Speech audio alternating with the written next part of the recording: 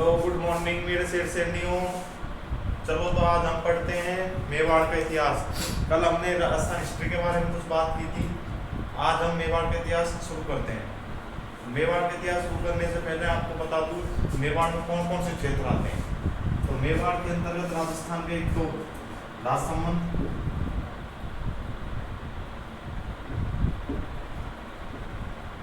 एक प्रतापगढ़,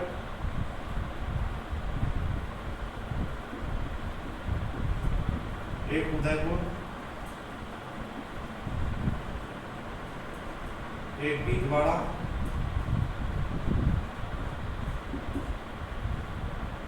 एक चित्तौड़गढ़।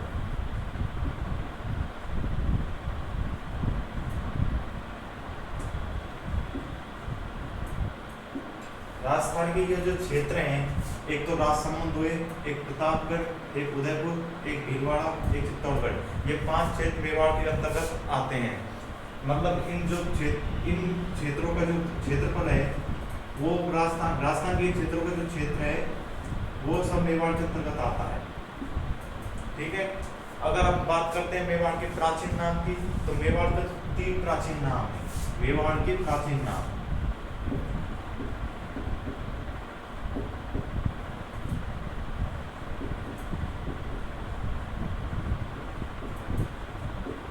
अगर हम बात करते हैं मेवाड़ के प्राचीन नाम की, तो मेवाड़ के प्राचीन नाम एक तो मेदपाट,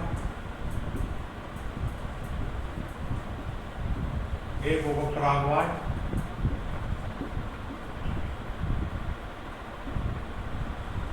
मेदपाट, प्रागवाट और मेवाड़ को सिवी जनपद के नाम से जाना जाता था प्राचीन काल में।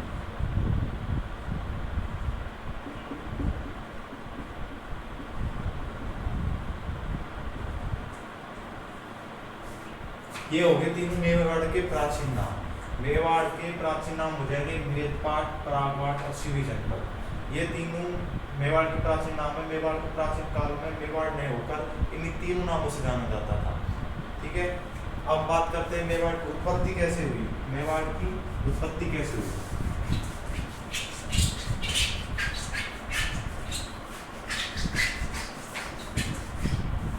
हम बात करते हैं मेवाड़ की उत्पत्ति कैसे हुई।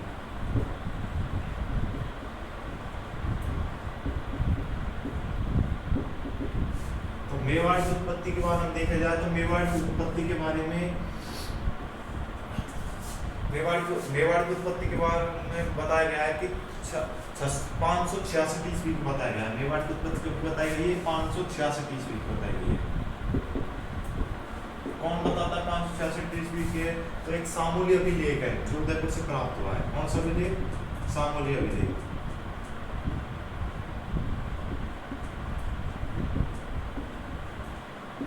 सामूली अभिलेख है जो कहां से प्राप्त हुआ है? उदयपुर से प्राप्त हुआ है। कब का अभिलेख है? तो 646 ईस्वी का अभिलेख। सामूली अभिलेख में मेवाड़ के घुइल वंश की उत्पत्ति के बारे में बताया गया है। किस वंश की? तो सामूली अभिलेख में मेवाड़ के घुइल वंश की उत्पत्ति के बारे में बताया गया है।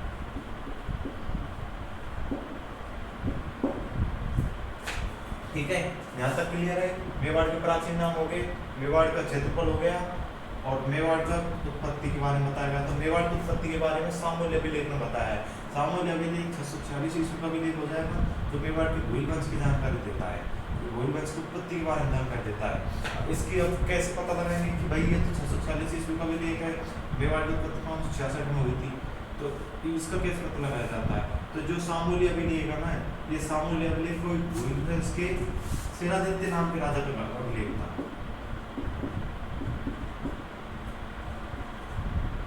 शिलादित्य नाम के राजा का अभिलेख था। तो इसमें लिखा है जो शिलादित्य है, शिलादित्य, ये शिलादित्य इस घुइल का 5वां वंशज है।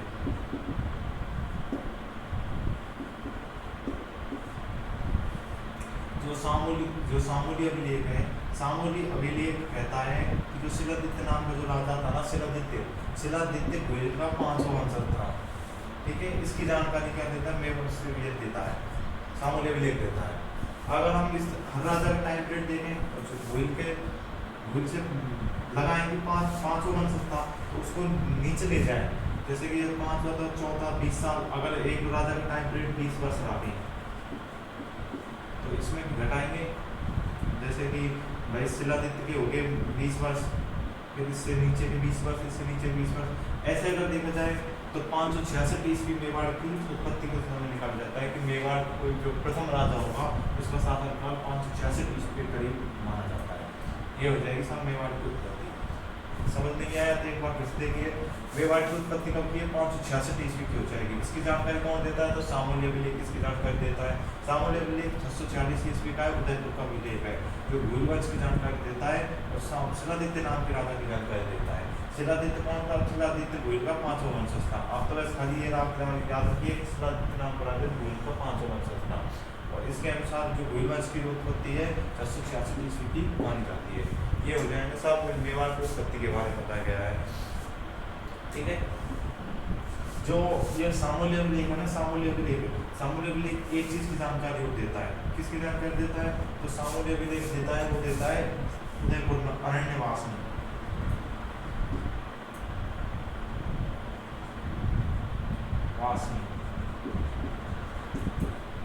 अरण्यवासिनी माता के मंदिर, अरण्यवासिनी माता के मंदिर की जानकारी देता है। सामूल्य अभिलेख के अनुसार अरण्यवासिनी माता की उदयपुर में इसकी जानकारी कौन सा शिलालेख देता है? तो ये देता है सामूल्य अभिलेख देता है। कौन सा अभिलेख देता है? सामूल्य अभिलेख। अरण्यवासिनी को एक नाम से जाना जाता है जावा माता के नाम से। अरण्यवासिनी किसके नाम से जाना जाता है? जावा माता के नाम से जाना जाता है। ठीक है, इसकी जानकारी कौन सा अभिलेख देता है? इसकी जानकारी कौन? सामूल्य अभिलेख देता है। ये हो गया सामूल्य अभिलेख के बारे में।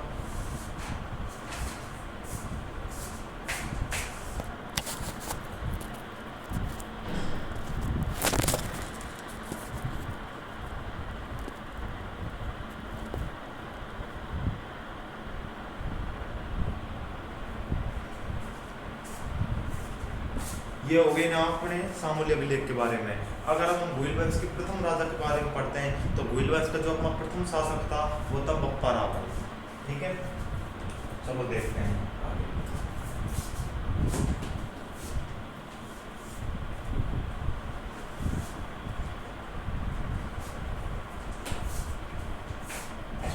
अगर देखा जाए तो जो अपना भूलवंश का जो प्रथम शासक था ना वो था बप्पा रावल। तो हम बप्पा रावल के बारे में पढ़ेंगे और आगे कंटिन्यू हिस्ट्री को जारी रखेंगे। ठीक है,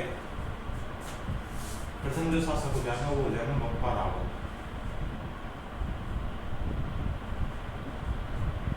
ठीक है, ध्यान रखना बप्पा ये दो शब्द है, एक हो जाएगा बप्पा प्लस एक हो जाएगा रावल। अब आप याद कीजिए बप्पा, बप्पा का अर्थ होता है बाप और रावल यानी राजा। ठीक है, अब आप कहेंगे बाप, बाप के शब्द का क्या मतलब है? तो आप मेवाड़ का ध्यान रखिए। मेवाड़ है ना, मेवाड़ अपने जो मेवाड़ है, मेवाड़ की जो बाउंड्री है, मेवाड़ की बाउंड्री अपने गुजरात से टच करती है। किससे टच करती है? गुजरात से टच करती है। मेवाड़ की बाउंड्री गुजरात से टच करती है और गुजरात में जो महान व्यक्ति जो होते हैं जैसे कि गांधी जी हुए, तो इनको भी गुजरात के थे गांधी जी, तो उनको क्या बोला जाता था? माँ बाप बोला जाता था। गुजरात में कोई भी महान व्यक्ति होता है ना उसको एक उपाधि दी जाती है, उसको बाबूजी, बाबूजी बोला जाता है। मेन शब्द हो जाएगा ये बाबूजी, बाबूजी। गुजरात में कोई भी जो मेन व्यक्ति होता है या कोई भी अच्छा व्यक्ति होता है उसको एक उपाधि दी जाती है, बाबूजी की उपाधि। और बाबूजी का जो परिष्कृत रूप है वो ये भाव, मतलब गुजरात में हर इंसान जो कोई अच्छा काम कर रहा है, कोई अच्छा काम कर रहा है उसके लिए शब्द दिया जाता है बाप, शब्द दिया जाता है। तो ये बप्पा रावल की संख्या थी बाप, बाप। और रावल, रावल, रावल का अर्थ होता है राजा। ठीक है, रावल का अर्थ क्या होता है? राजा होता है। अब जो रावल शब्द है, रावल क्या कहते थे? राजा कहते थे। ऐसे ही ये हो गया, इसका नाम इनका फिर बन गया बप्पा रावल। ये इसका नाम बन गया बप्पा रावल। ठीक है, कोई समस्या यहाँ तक? मेरे ख्याल से आपको कोई समस्या नहीं होगी यहाँ तक। तो सीधी सी बात है, सीधे सीधे फैक्ट हैं, याद रखनी पड़ेगी, इसमें कोई नहीं। अगर बप्पा का वास्तविक नाम देखा जाए, ये तो इसका वैसे नाम हो गया, एक उपाधि टाइप नाम हो गया बप्पा रावल। तो अगर बप्पा का वास्तविक नाम देखा जाए तो इसका जो वास्तविक नाम था वो था कालभोज।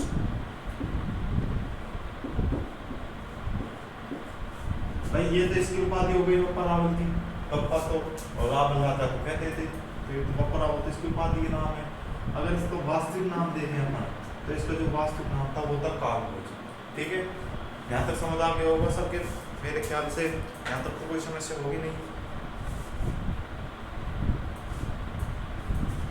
तो अगर इसको देखें तो ये मेवाड़ का शासक कैसे बना था, तो उसकी कहानी मैं आपको बताता हूँ कि बप्पा रावल मेवाड़ का शासक कैसे बना था। अगर हम देखें तो एक ऋषि थे, इसके विजय अभियान की बात करते हैं, इसके विजय अभियान की, इसके विजय अभियान की बात करते हैं। तो अगर हम विजय अभियान की बात करते हैं तो मेवाड़ में ऋषि थे हारित ऋषि।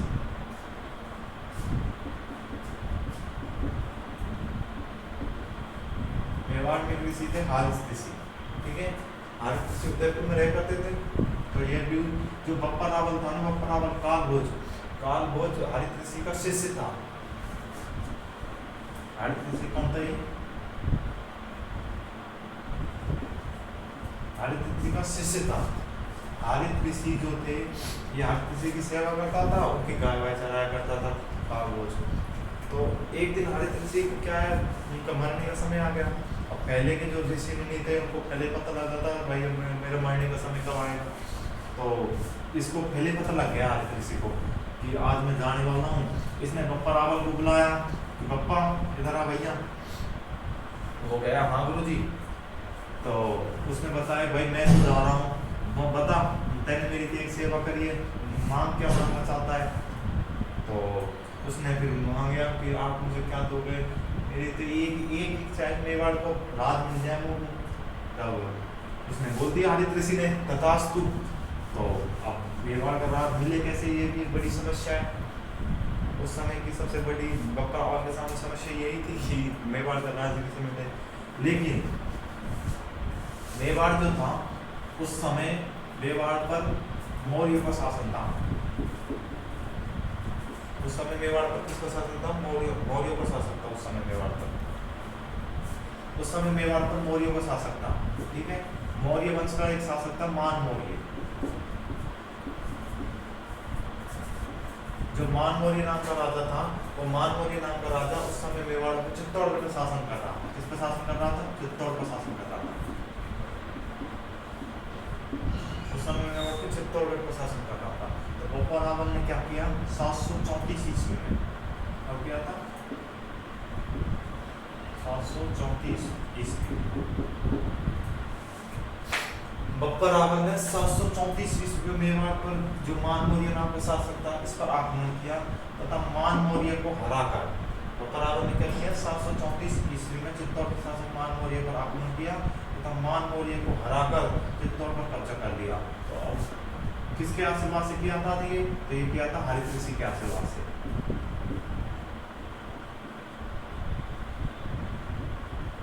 हारित ऋषि के आशीर्वाद से। तो कहानी क्या है, कहानी सुनिए। देखो बप्पा रावल, इसका वास्तविक नाम कालभोज हो गया। तो कालभोज नाम के व्यक्ति ने हारित ऋषि के आशीर्वाद से 734 ईस्वी में चित्तौड़ के शासक मान मौर्य को हराकर चित्तौड़गढ़ पर कब्जा कर लिया था। तो चित्तौड़ का शासक कौन बन गया? तो चित्तौड़ का शासक जो बन गया वो बन गया बप्पा रावल यानी कि कालभोज। हारित ऋषि के आशीर्वाद से कालभोज ने हारित ऋषि के आशीर्वाद से 734 ईस्वी में चित्तौड़ के शासक मान मौर्य को हराकर चित्तौड़ पर कब्जा कर लिया और चित्तौड़ का जो वास्तविक शासक बन गया वो बन गया अपने बप्पा रावल। ठीक है, अगर बप्पा रावल की बात करी जाए तो बप्पा रावल हर राजा अपने अपनी राजधानी बनाता है। हर राजा क्या करता है? हर राजा सबसे पहले शासक बनते राजधानी बनाता है।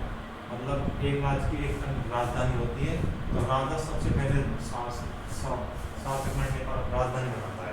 ठीक है, और राजधानी कौन किसको बनाता है? तो जो क्षेत्र अच्छा हो, जिसमें अच्छे रुपये पैसे हो या फिर उसमें आर्थिक स्थिति सही हो, ऐसे क्षेत्रों को राजधानी बनाई जाती थी। तो बप्पा रावल क्या करता है? तो बप्पा रावल अपने बप्पा रावल उदयपुर, उदयपुर में रहा था शुरू से, तो उदयपुर का एक स्थान हो जाएगा नागदा, उदयपुर के एक स्थान हो जाएगा नागदा। बप्पा रावल क्या करता है, बप्पा रावल नागदा को अपनी राजधानी बनाता है। नागदा कहाँ पड़ता है, तो उदयपुर में पड़ता है। तो उदयपुर को एक स्थान हो जाएगा नागदा, ठीक है। नागदा को अपनी राजधानी बनाता है बप्पा रावल। ये हो गया बप्पा रावल के बारे में, ठीक है। राजधानी बनेगी तो अब राजधानी में रहेगा राजा तो, लेकिन वो आप याद कीजिए, मैंने एक बात बताई थी आपको कि बप्पा रावल राजा उस हरित ऋषि के आशीर्वाद से बना था। तो जिसके आशीर्वाद से कोई राजा बनता है, तो जो मेवाड़ जैसी रियासत का राजा, तो उसके लिए कुछ तो करेगा। तो जो नागदा में एक जगह पड़ती है कैलाशपुरी, नाम तक पड़ता है उदयपुर में, इसमें एक जगह पड़ती है कैलाशपुरी। तो नागदा में जो कैलाशपुरी नाम का स्थान है, तो कैलाशपुरी नाम के स्थान पर वो एकलिंग जी का मंदिर बनवाता है। किसका मंदिर बनवाता है, एकलिंग जी का। अब आप कह लो एकलिंग जी कहाँ से आ गए बीच में, तो जो एकलिंग जी है ना, महाराज शिव के अवतार है, शिव भगवान, शिव के अवतार है एकलिंग जी। जो हारित ऋषि नाम का जो राजा था ना, हारित ऋषि नाम का जो ऋषि था ना, हारित ऋषि, हारित ऋषि किसकी पूजा करता था, शिव की पूजा करता था। शिव की क्या करता था, पूजा करता था। हारित ऋषि शिव की पूजा करता था, और शिव का एक रूप हो जाएगा एकलिंग जी। तो किसने क्या किया था, बप्पा रावल ने हारित ऋषि की याद में, ठीक है, हारित ऋषि की याद में नागदा के कैलाशपुरी नाम के स्थान पर एकलिंग जी के मंदिर का निर्माण करवाया था। बप्पा रावल ने, समझ तो आना है ना आपको, मैं आपकी कमेंट तो नहीं देख पा रहा हूँ फिर, पर ध्यान रखिए और समझने की कोशिश कीजिए। सीधे सीधे फैक्ट है भैया, याद नहीं है, मैं अपने हिसाब से पूरी कोशिश करूँगा समझाने की, और वैसे सीधे सीधे फैक्ट है। और मेवाड़ की हिस्ट्री है ना, वो इन सब और भी जो इतिहास है उन सबसे सीधी हिस्ट्री मेवाड़ की हिस्ट्री है, ठीक है। तो खासा रहता पर बप्पा रावल नागदा उदयपुर के कैलाशपुरी नाम के स्थान पर भगवान हारित ऋषि की याद में एकलिंग जी मंदिर का निर्माण करवाया था, ठीक है। क्लियर, मेरे हिसाब से यहाँ तक कोई समस्या होगी नहीं आपको, तो सीधे सीधे फैक्ट है, समस्या की कोई बात ही नहीं है इसमें, ठीक है।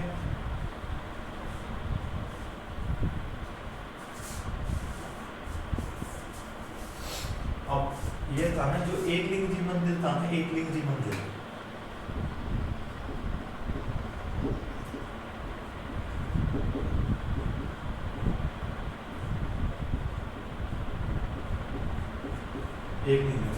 इसकी एक कहानी एकलिंग जी मंदिर। मेवाड़ के जो भी राजा बनते थे ना, चाहे वो बप्पा रावल हो, चाहे उसके बाद में अल्लट हो, चाहे कोई भी और रतन सिंह हो, अमीर हो, प्रताप हो, जो मेवाड़ में जो भी शासक बनते थे ना, वो शासक एकलिंग जी को तो राजा मानते थे। एकलिंग जी क्या मानते थे, राजा मानते थे। मेवाड़ का चाहे कोई भी शासक बने तो वो एकलिंग जी भगवान को तो राजा मानते थे, और खुद को उनका जो शासक था ना, शासक खुद को उसका क्या मानते थे, एकलिंग जी का दीवान मानते थे। शासक क्या मानते थे खुद को, तो खुद को एकलिंग जी का दीवान मानते थे। अगर कोई कारवार लेना हो, चाहे कुछ भी काम करना हो, तो वो दीवान मानकर रियासत में उस काम को करते थे। वो कहते थे कि हम तो,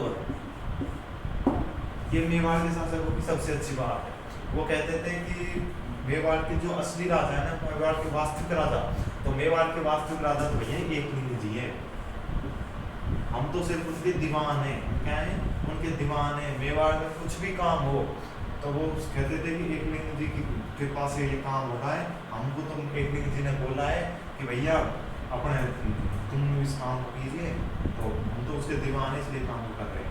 इसकी एक सुंदर सी कहानी और है, जैसे कि मान लीजिए कोई गांव में कर लेना हो और कोई मना कर रहा हो कर देने से, तो मेवाड़ के शासक बोलते थे कि भैया एकलिंग जी ने आके बोला हमसे कि इस गांव में इतना कर लिया जाए, अगर हम तो उसके दीवान हैं तो उनकी बात मान रहे हैं और कर ले रहे हैं।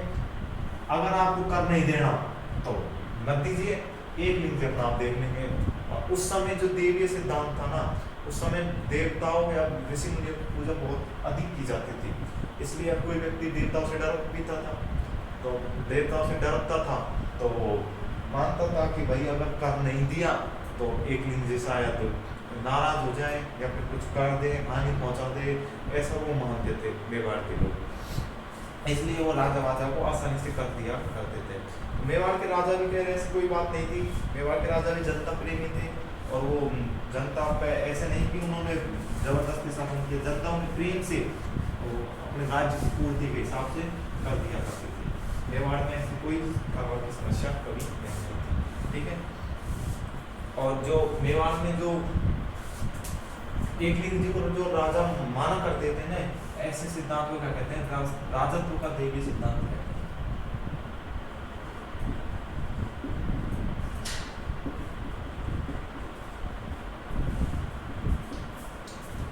इसे क्या कहते हैं? राजत्व का देवी सिद्धांत कहते हैं।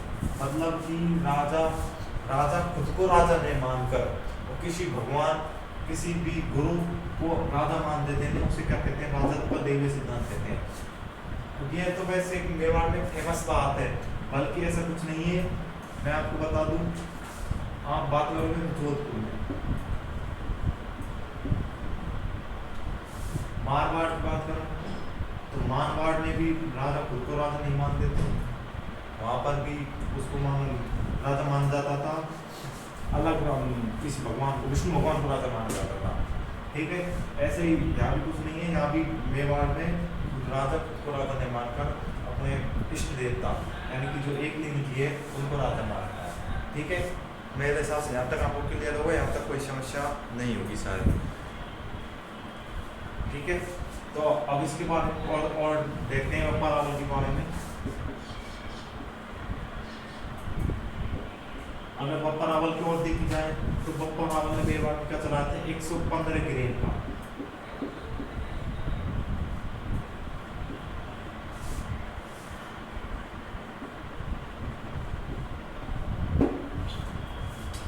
बप्पा रावल ने मेवाड़ में 115 ग्रेन का सिक्का चलाया था। वही सिक्का किसका था? सोने का सिक्का था।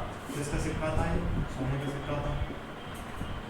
उस समय की अच्छी बात है कि 115 ग्रेन का सोने का सिक्का चलाया था। जो रियासत सोने चांदी इनका सिक्का चलाया करती थी ना, वो रियासत, उससे ही पता लगता है कि वो रियासत अपने आप में कितनी स्थायी होगी या कितनी महान रियासत होगी। तो बप्पा रावल ने चलाया था अपने समय में 115 ग्रेन का सोने का सिक्का चलाया था। अब आप बोले कि ग्रेन क्या होता है? तो ग्रेन जो होता है ना, ग्रेन होता है एक गेहूं के दाने के बराबर। एक ग्रेन क्या होता है? एक ग्रेन बराबर होता है गेहूं का दाना, गेहूं के दाने के बराबर होता है। तो मतलब कि 115 ग्रेन मतलब 115 गेहूं के दाने के बराबर अगर उनको इकट्ठा कर लिया जाए, 115 गेहूं के दानों को, इतना बड़ा सोने का सिक्का बप्पा रावल ने अपने टाइम में चलाया था, ठीक है। यहाँ तक कोई समस्या नहीं होगी सर। चलो आगे चलते हैं, ठीक है। आप बप्पा रावल की कुछ विजय उपाधियां देखे जाए तो विजय उपाधियां में बप्पा रावल भाई साहब क्या किया था?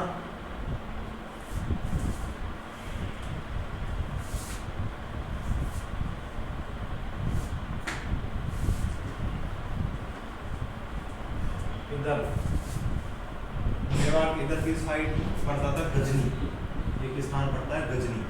इधर अफगानिस्तान साइड एक स्थान पड़ता है गजनी। तो गजनी में उस समय जो राजा था ना, वो था सलीम।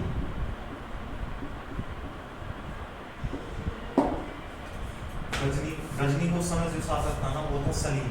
सलीम नाम का शासक गजनी पर राज कर रहा था। तो बप्पा रावल ने क्या किया? वो गजनी जाता है और सलीम को हराकर, किसको हराकर? सलीम को हराकर अपने भांजे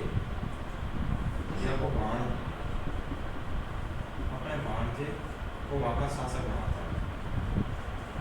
चलो इसकी कहानी बताता हूँ आपको। जब भाई साहब बप्पा रावल क्या जाता है? बप्पा रावल गजनी तक जाता है, ठीक है। गजनी के इधर अफगानिस्तान में जिसको करते गजनी उस समय शासक था तो वो तो सलीम नाम का शासक था, ठीक है। तो जो बप्पा रावल है बप्पा रावल सलीम को हराकर और अपने भांजे को वहाँ पर क्या बनता है, शासक बनाता है। अभी अब जब बप्पा रावल सलीम को हराकर वापस आ रहा था, ठीक है, तो बप्पा रावल जब उसको हरा कर आ रहा था तो पाकिस्तान में एक जगह पड़ती है रावलपिंडी।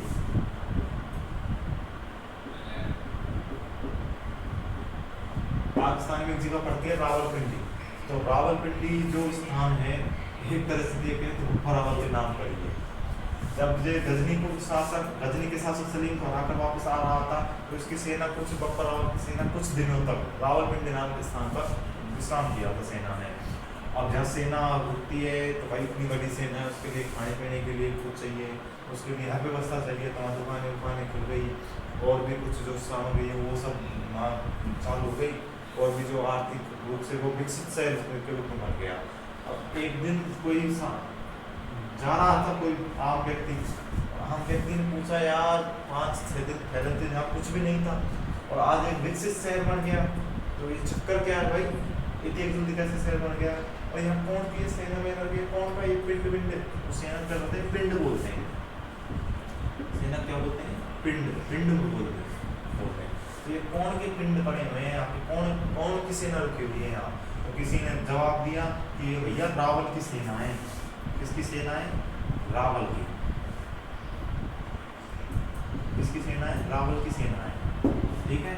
तो रावल की सेना यानी कि रावल की पिंड, तंबू है सेना, इनको पिंड बोला जाता था। तो रावल की सेना या रावल के क्या हो जाएंगे, रावल के पिंड हो जाएंगे, रावल के पिंड।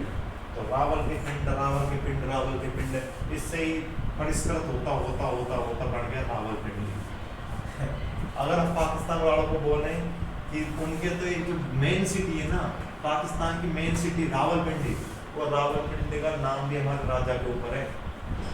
रावलपिंडी का जो नाम है ना, नाम भी मेवाड़ के शासक बप्पा रावल के नाम के ऊपर है।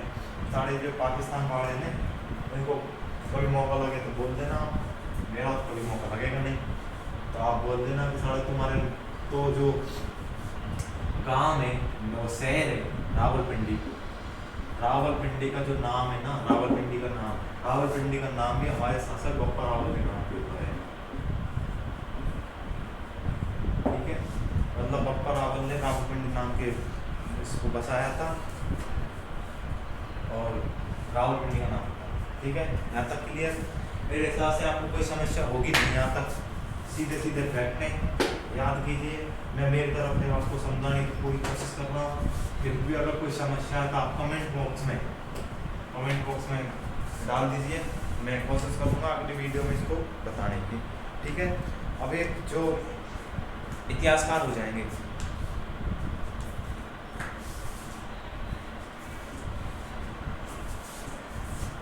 सीवी वैद्य।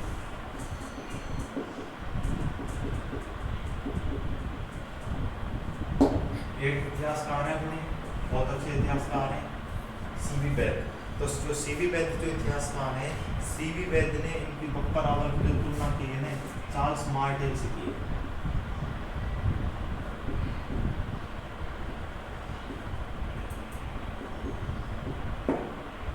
किससे की है? चार्ल्स मार्टेल से की है। यानी सीवी वैद्य ने जो इसकी तुलना की है वो किससे की है? चार्ल्स मार्टेल से की है। तो चार्ल्स मार्टेल कौन था? तो चार्ल्स मार्टेल एक फ्रेंच कमांडर था।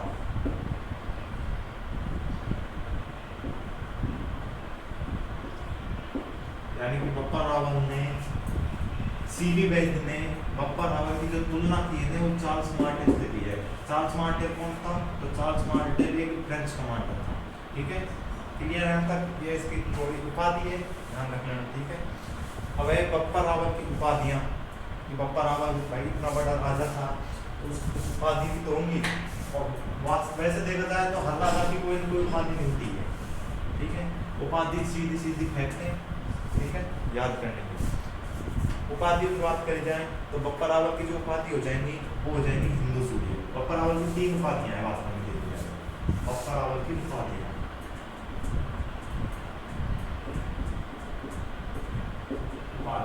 उपाधियाँ देखी जाए तो बप्पा रावल की 3 उपाधियाँ हैं। बप्पा रावल की कितनी उपाधियाँ हैं? 3 उपाधियाँ। बप्पा रावल की 3 उपाधियाँ हैं। 3 कौन सी हैं? तो बप्पा रावल की फर्स्ट उपाधि हो जाएगी, वो हो जाएगी हिंदू सूर्य।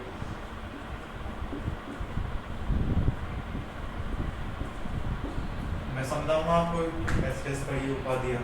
और राजगुरु और चक्रवर्ती, दो उपाधियों वाले, एक तो जाएगी राजगुरु और एक हो जाएगी चक्रवर्ती।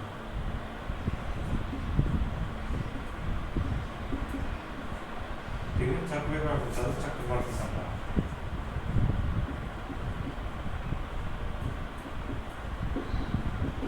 ठीक है, अब मैं आपको बताता हूँ इसकी उपाधि कैसे पढ़ी। नंबर 1 है हिंदू सूर्य। हिंदू सूर्य इसकी उपाधि ऐसे पढ़ी कि भैया देखिए, ये मेवाड़ राजस्थान की सबसे बड़ी रियासत है, और उसमें अगर देखा जाए तो भारत की भी लगभग सबसे बड़ी जो रियासत है वो मेवाड़ी रियासत थी।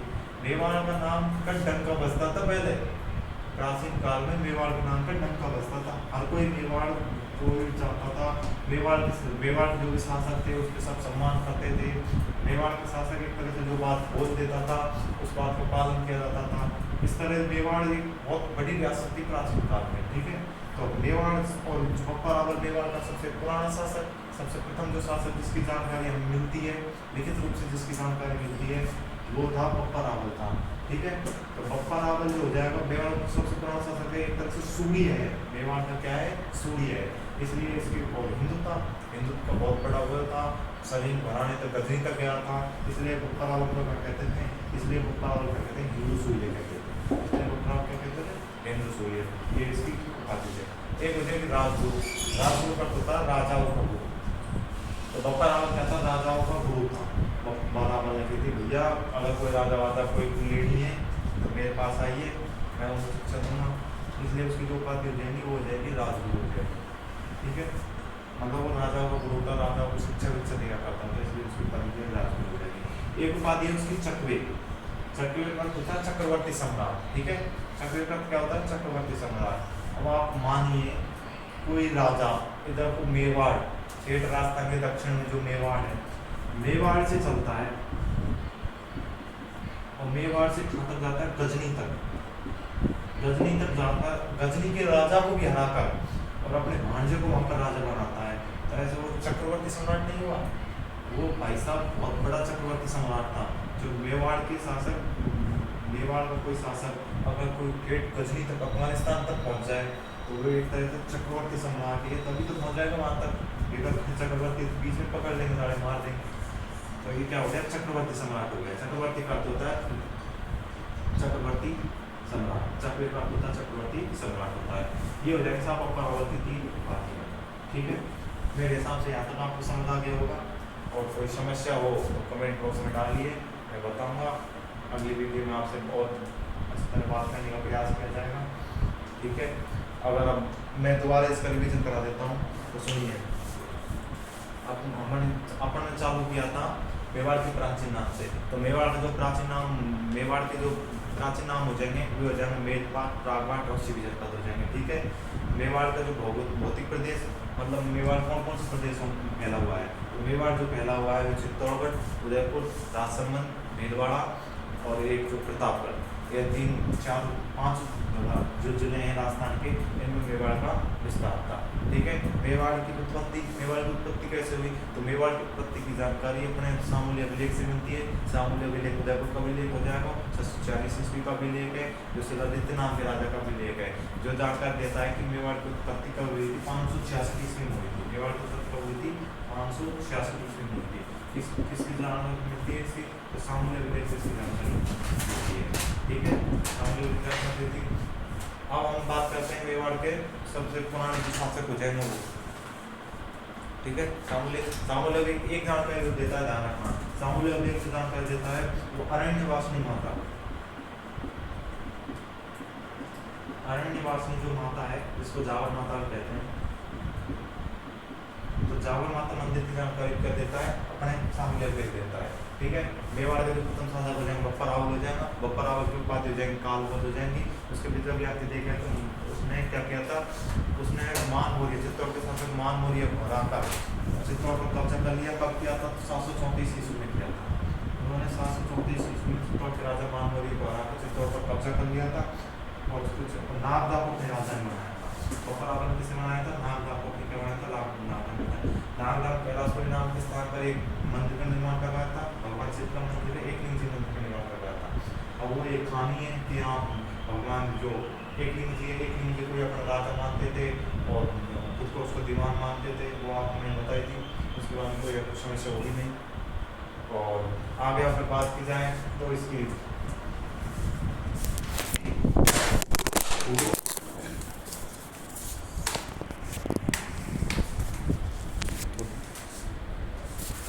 ठीक है, यहाँ तक आगे बात करते हैं, अगली वीडियो में बात करते हैं, क्योंकि टेक्निकल इशू की वजह से प्रॉब्लम आ गई वीडियो में, इसलिए यहाँ से आगे जो बात करते हैं अगले शासक की वो अगली वीडियो में बात की जाते हैं। Thank you.